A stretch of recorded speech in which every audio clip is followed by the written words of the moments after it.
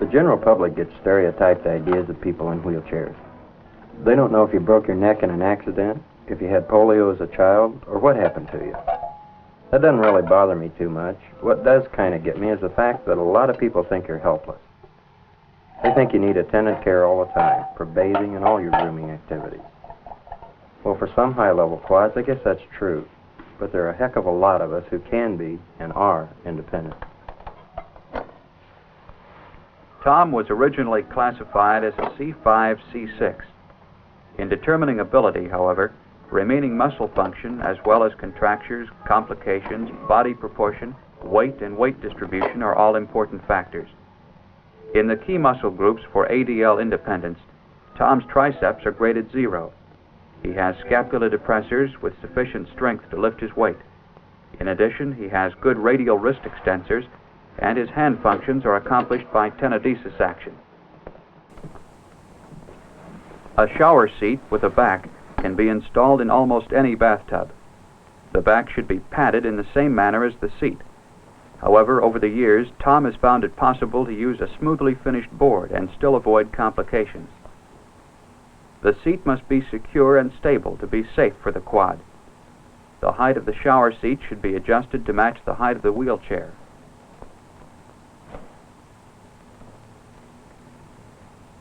Some homes and many institutions have shower stalls rather than tubs. John lifts and hooks his front casters over the low lip at the entrance to the shower. The lip should be no higher than 2 inches to facilitate the various transfers quadriplegics and others use. Small brackets, clamps, or chains could be used to stabilize the chair to some permanent fixture if greater stability is needed. John was diagnosed as a C5, C6. His key muscle groups are graded the same as Tom's, with the exception of his triceps, which are poor and poor minus.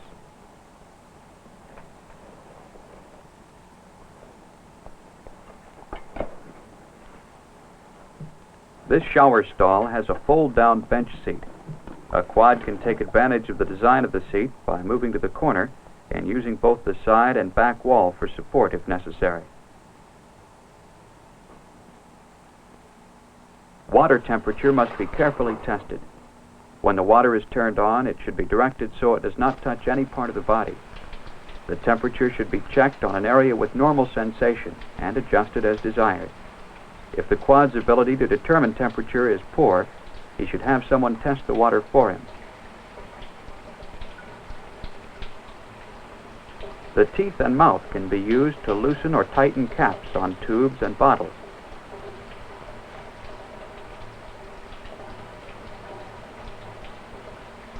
If it is difficult for the individual to squeeze the shampoo onto his forearm, he should try another area, such as the back of the hand.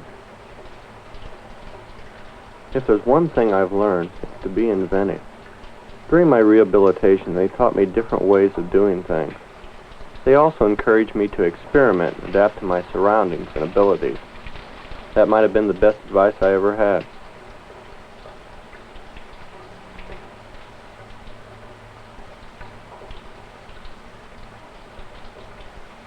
Grab bars along the shower walls are helpful.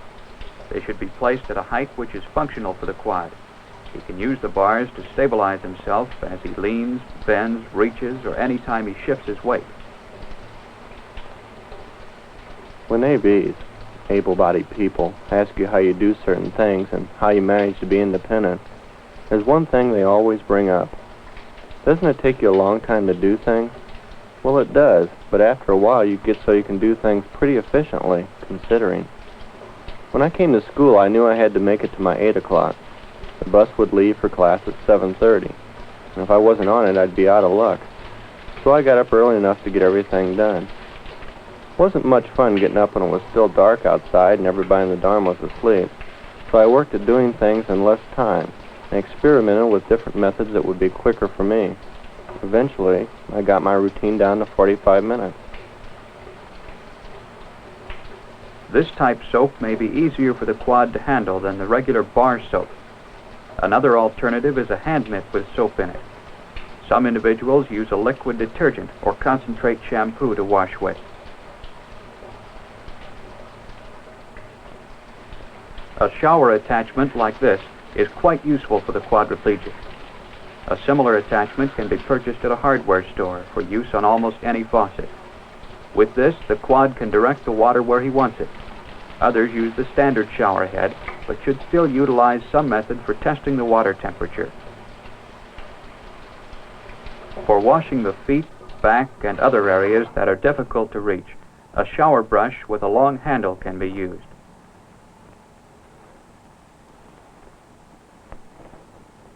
After my accident, I lay there in the hospital bed and had to be bathed. That didn't go over so well with me. When I was finally able to take a shower on my own, it really felt great.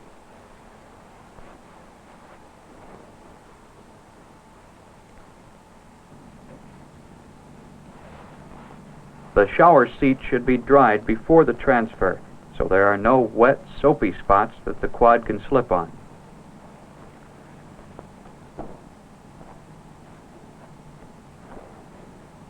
A dry towel folded and placed in the wheelchair will protect the cushion and help dry the buttocks. Caution should be exercised during the transfer back to the chair, since the walls and floor of the stall may still be damp and slick. The head against the wall is one way to steady the body during the transfer.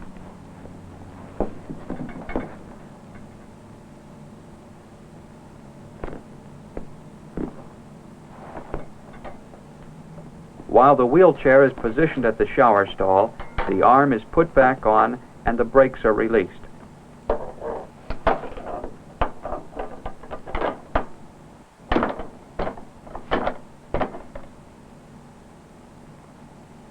To get the wheelchair back over the lip, John simply pushes off against the entrance of the stall.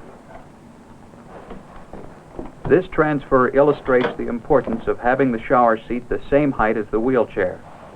With the two matched, Tom can slide into the wheelchair with a minimum of lifting.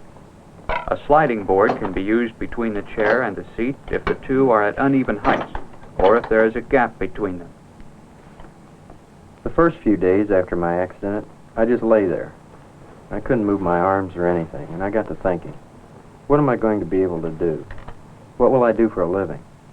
I really got a feeling of fear. I've talked to other people since then who've gone through the same thing, and they all felt the same way I did. When you're depressed and scared, like you are at the beginning, it's hard to be convinced that you'll ever be able to make it on your own. I know they didn't sell me on it at first. Oh, I don't mean to say that I'd given up altogether, but it was hard for me to look ahead and realize that any independence was possible. Many quads shower in conjunction with their toilet schedule, while others shower in the morning or evening, as time permits. When the quad must move in close to a sink, he should take precautions against his legs coming in contact with hot pipes.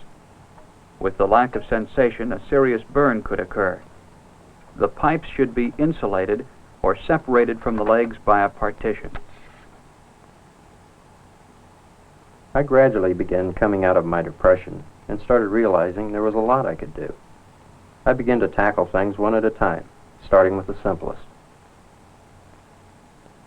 For the most part, the female quadriplegic showering and grooming routine is similar to the male's.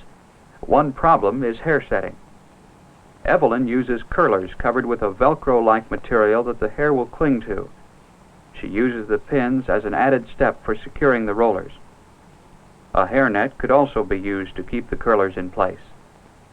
To tease her hair, Evelyn bends over and rests her arms on the table. This allows her to use the weight of the hand to hold her hair in place while combing. My life changed pretty dramatically after my accident. When I got out of the hospital, I was considered functional, but I still had a long way to go before I would consider myself independent. I began a period of hard work and intensive training. It took me 5 years to accomplish some of the things I wanted.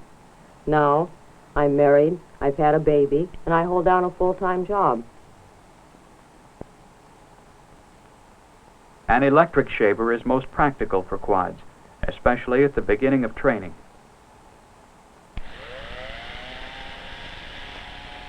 Battery-powered shavers may be more convenient than those with cords, since electric outlets are often difficult to reach.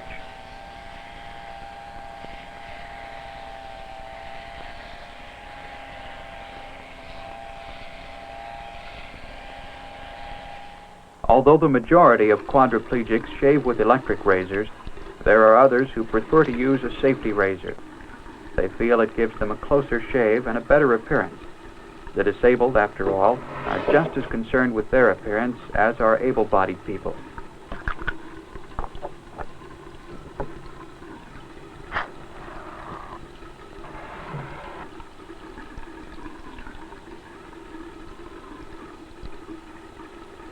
If an individual uses a safety razor, he should be very careful and patient as he shaves. By using both hands, he can get a better grasp and more control of the razor. A towel spread across the lap protects the legs in case the razor is dropped.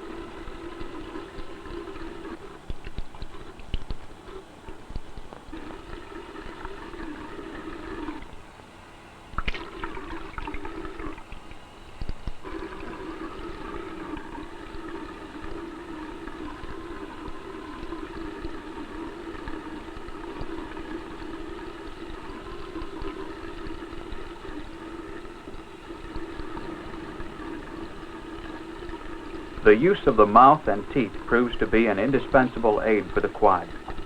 If caps are too tight, they should be initially loosened by someone. Damage to the teeth or mouth is possible if too much force is used.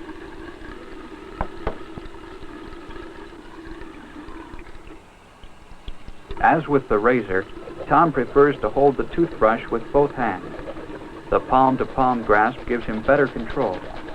Cuffs, which fit over the hand, can be designed to hold a toothbrush, razor, hairbrush, and many other objects. Electric toothbrushes work quite well for the quadriplegic. The individual need only worry about holding the brush in the right position. Better cleaning of the teeth may result as well. The glass used for rinsing the mouth should be paper or unbreakable plastic. A cup with a large handle can also be used.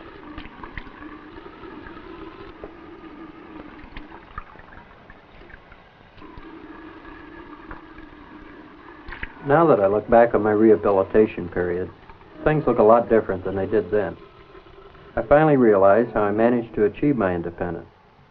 The therapist was always having me try something a little harder than what I had just accomplished. Pretty soon, I guess so, I started pacing myself. I think that's the key, working at something a little out of your immediate reach. Set goals for what you think you can achieve. When you get close to achieving the goal, make a new one. If you do this, you'll develop the attitude that you've accomplished a lot, but you'll never be satisfied to stop. Get as close as you can to being independent. Then you can laugh at the guy who thinks quads are those poor, helpless people in wheelchairs.